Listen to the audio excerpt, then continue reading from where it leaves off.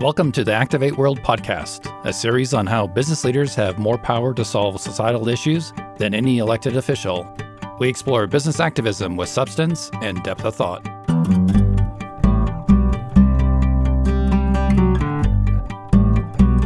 Today we're joined by Derrick Feldmann, who's involved in millennial and influence research and is the author of Social Movements for Good: How Companies and Causes Create Viral Change. He created the Cause and Social Influence Initiative to examine what drives Americans 18 to 30 years old to engage in social movements. He also created the Influence Nation Summit to bring thought leaders and on-the-ground activists together. Derrick, welcome to Activate World. Yes. Hey, John. Nice to be here.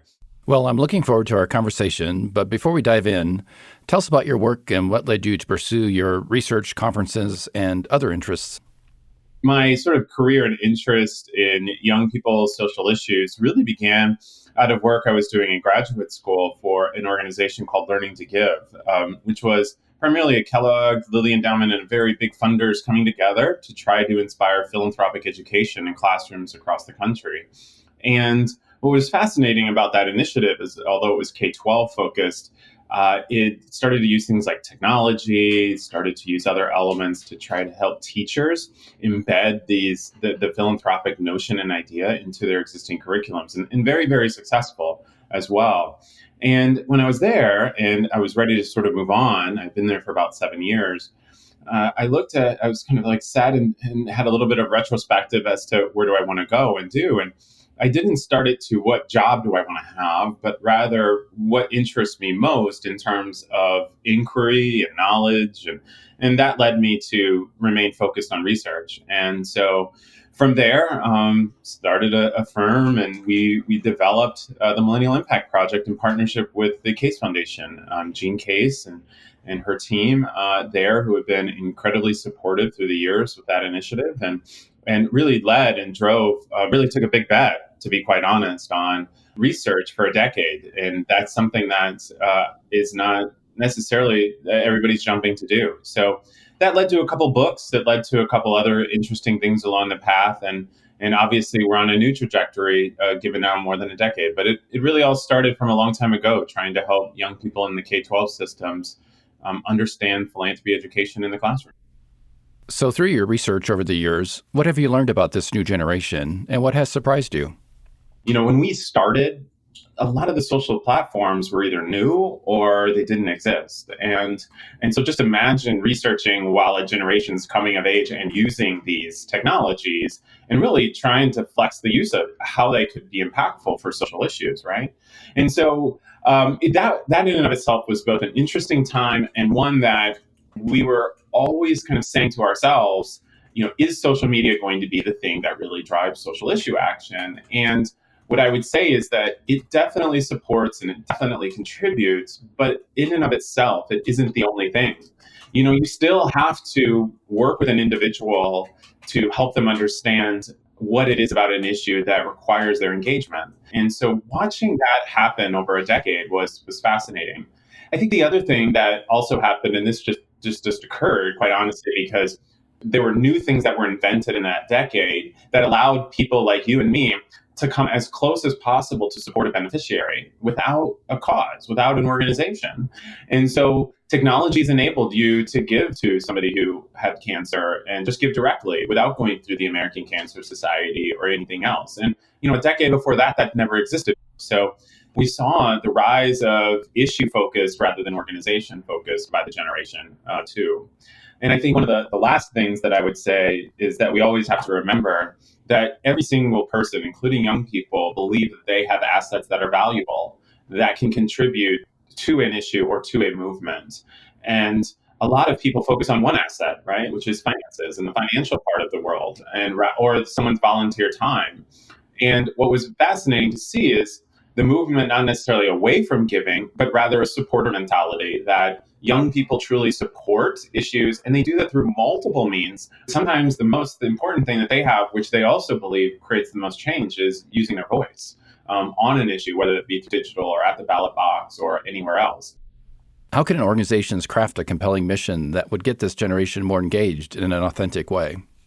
there's a consequence sometimes of trying to be too buttoned up, which makes it feel inauthentic, right? You know, I was just with a very large national organization that I work with, and they showed me some incredible creative that was going to try to drive people to go to the biggest march, that they have planned. And I looked at it and I said, it doesn't feel like the movement's asking the movement, but rather you are. It's off, right? It felt like some people sat in a conference room and reviewed something and asked everybody in the real world to do something. And we do that all of the time. And, when you're dealing in the social issue space, which is a space of passion and empathy, complete drive for issues, and a place where, you won't see change tomorrow, but you drive for it constantly, you need it to feel very real. And you need that to come from the people that are fighting alongside you every single day, not just an entity that lists in, that has a wonderful address in a big city. And so I think one of the things that millennials and Gen Z have done, I think, wonderfully, is force better communication to get involved in social issues and make causes not work harder, but work better towards not only helping them understand how their actions result in some sort of difference, but more importantly, why I'm needed to be a part of the movement. I know through your research you found that 86% of millennials believe their actions can impact the world, which is a great stat. How can that mindset be sustained over the long term? We all want to feel like if we're contributing something to some sort of cause, that the world is just a small, just a little better because of that participation in some way. But really what we have set up, though, is a challenge in the way that we communicate that out. And one of the things we did, and I'm forgetting which years, probably like 4 or 5 years ago, when we were trying to understand the young person's view on impact, what we discovered is they didn't believe that their $20 gift was going to save the world completely. They didn't believe that their action necessarily was going to mean that policy change occurred tomorrow. What they did believe is that if you are going to use something, or if I do contribute something, time, money, skill, talent, my voice, that the world is not necessarily changed, but there's some benefit that the issue has received from it. And what we discovered is that organizations should be working for more milestones on our social issues and help people, primarily young people as well, understand how my actions contribute to the next short-term milestone and what we have to achieve. Because some of our issues will take years to work on, and some of them will take decades potentially to solve as we go through cultural, social, and political change alongside our social issue change. And because of that, we have to help people in the movement understand the next milestones where their actions are imperative and report back to them. Let's dive into a little bit more about movements. How do movements begin? So we are all empathetic people. We are all driven to try to help someone. That's a response. It's an emotional reaction that we have to things. It's embedded within every human being. Sometimes some people may argue there's not too many empathetic people, but we do have that within us as human beings. So when you or I hear something about an issue or a population, our brain reacts in a way that our brain reacts to many things. And our brain reacts in a way that kind of starts from this sense of saying, you should do something. It triggers that empathetic emotional response. And then after you sort of hear that response in your head, you're like, you're right, I should. It's time, I should do something. But then there's something else that follows that. And that something else that follows it is something that relates to something that we deal with every single day, which quite honestly is the path of least resistance. Our brain is an economic system, always working to try to do the least to get the most out of it, right? The brain isn't saying, I need to go out and become a monthly donor. I need to volunteer and do 20 hours. What the brain is saying is, you should go do something, but you don't necessarily need to go too far, right? Least amount of effort to get the most impact. So, which is why we see young people joining in on social media and raising their hands and saying, yeah, this is an issue that's important. And me displaying myself out in the social platform is a way of myself and in my head saying that I'm at least doing something and showing support for it, and at least showing a couple other people that I care. And that's why you get things like small donations, small actions, micro actions. Some look at that negatively and use the terms like slacktivism and so forth. But that's exactly how we are wired, right? We are wired to take these small actions first. Then once I do that individually, there's something else that happens in our head. We are human beings and we're socially connected. we tend to look around after we raise our hand to see if anybody else raised their hand too. And as much as we are individuals, we even start to look at the crowd from there.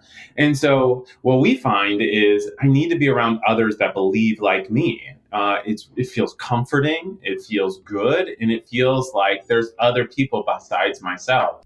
After that happens, I then want to continue to act. I need to reinforce this issue in my head, continue to do small actions, and also to contribute to dialogue in some way amongst my own networks, whether online or in person. And then some of us will take the bigger step of showing our support by going out for a march or going out for a rally or going out for something else. And some will even organize for those. But essentially, that kicks us off. You've alluded to the idea that there's a difference between being a belonger and a believer. How do you distinguish between the two?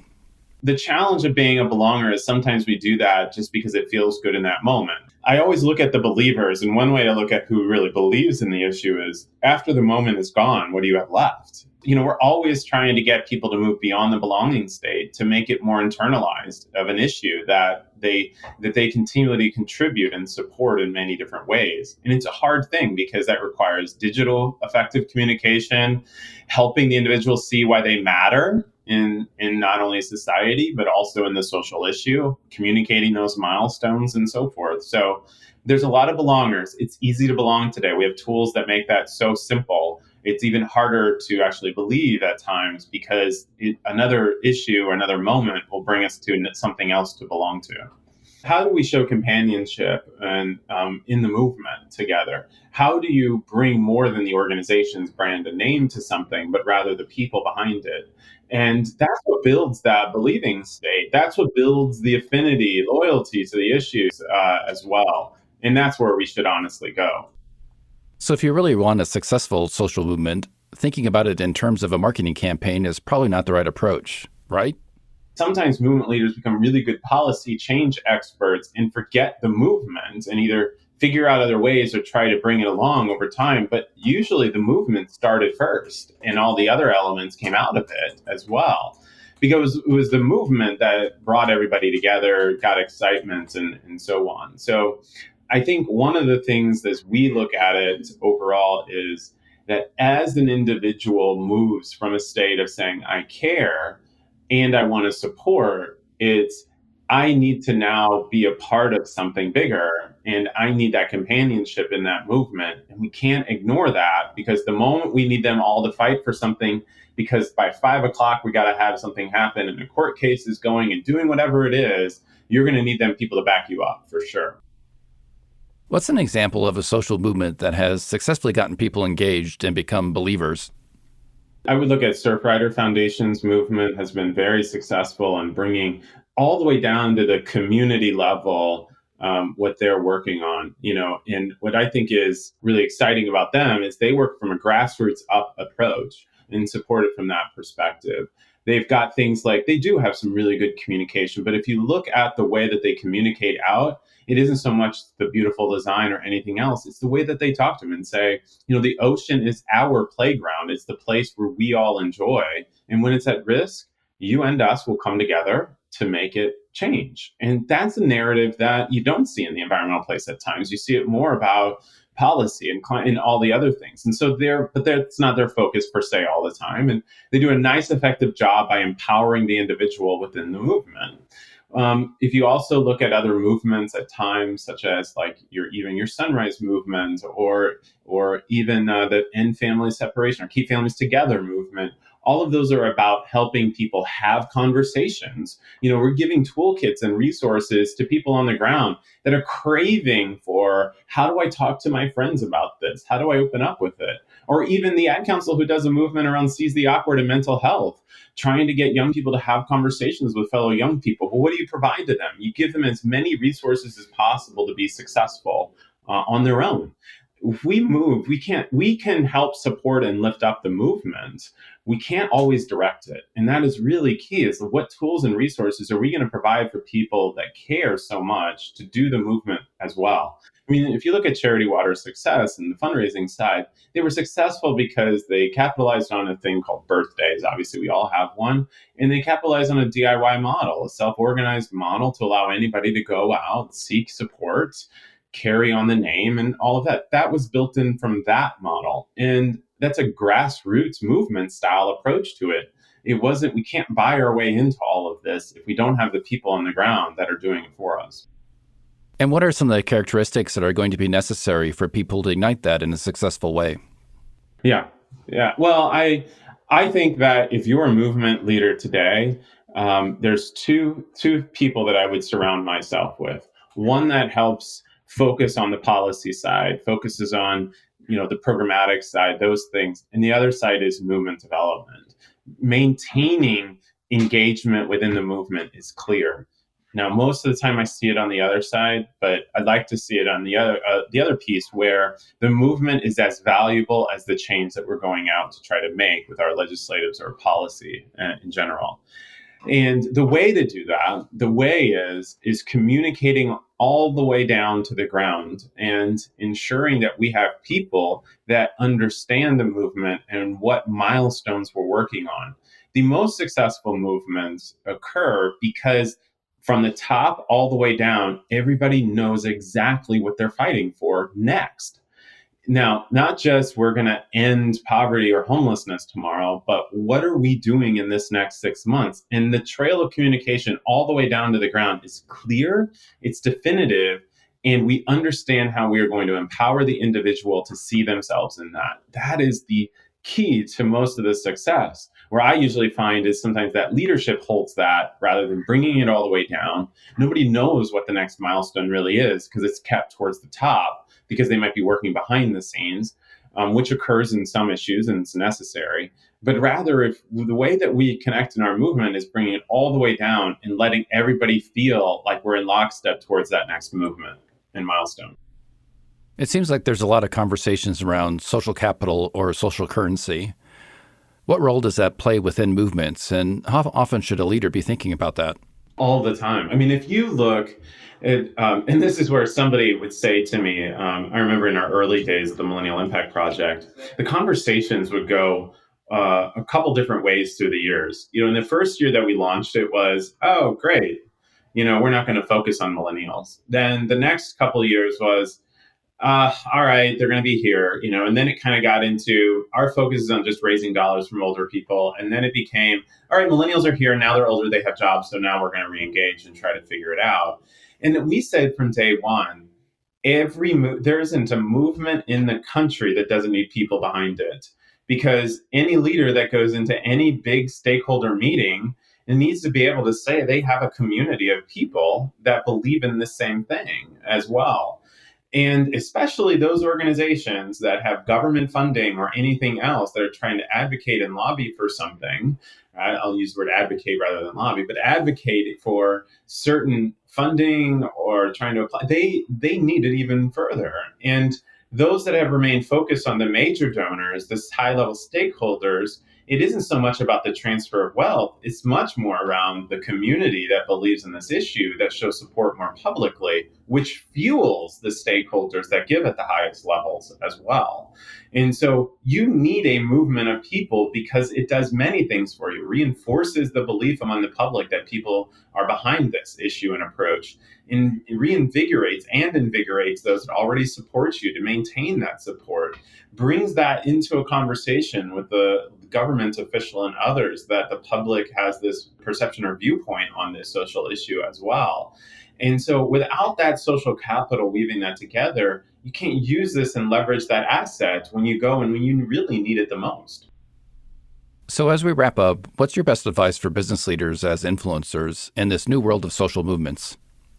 My next book comes out in next spring, and it's called The Corporate Social Mind, that addresses this big question. Because I've looked from the perspective of young people. Specifically, this is my recommendation is that companies need to take a social mindset to their actions. And that companies do that in the decisions that are made, and that community is at the table alongside with and I mean community broadly, but social issues and other things are brought to the table when decisions are made for the public and consumers. More importantly, is that companies can be leaders and they can be at the table. And I think that's sometimes hard. And those are two different roles that companies can take. You can lead on social issues and maintain that. And quite honestly, it's a marathon, not a sprint. And you can take that leadership role and maintain that and be successful long term with it. And those that have maintained their social issue interests have been very successful. Let's take a look at Levi's and social justice. I mean, remarkable work through the many years that they have done this. And when I look at it, they're not only a leader, they practice it in their business operations. They invest in social justice leaders. They stand up for social justice issues. They leverage their platforms on social and digital. They're in homes, or they're in store environments as well. So each of those are clear opportunities to really engage. And the last thing that I would say is that on the other side of it is it may not be the issue you focus on, but you should be at the table. Because the people that buy your products, the consumers that engage in other issues in and around your places or your vendors and so on, they're dealing with these issues. And showing your support by just being at your table is sometimes is needed and sometimes is really important rather than just giving a ton of dollars to something. And quite honestly, corporations have got wonderful platforms to use and show them being at the table can send a very big signal in support of certain things as well. So I think it's great that companies are starting to look at how their role in social issue engagement is key, and hopefully that will continue. And final question, what excites you most about social trends ahead? I'm waiting for the next technology that'll make it faster and better, whether that's organizing or whatever. It's always intriguing. I get a lot of those calls from somebody who's developing something and wants me to take a look at it. I actually gladly take them because I'm always intrigued. But I think the other thing is that when I think obviously the election is going to be an interesting time, but the 6 or 7 months after the election, again, it kind of gets to our believer conversation. You know, what will causes really do, if not, or not, after the election to maintain high affinity and interest in the issues that some people will be voting on. And so I think it'll be an interesting time 6 months after the election to see who maintains the states of interest and belief when it goes further. Well, we do live in interesting times, as they say. Derrick, you are definitely on the forefront of it with your research, and I'm looking forward to your next report and the new book that'll be coming out next year, right? Yeah, that's right. All right. Well, John, hey, thanks so much. I really appreciate it. And look forward to continuing to support your work as well.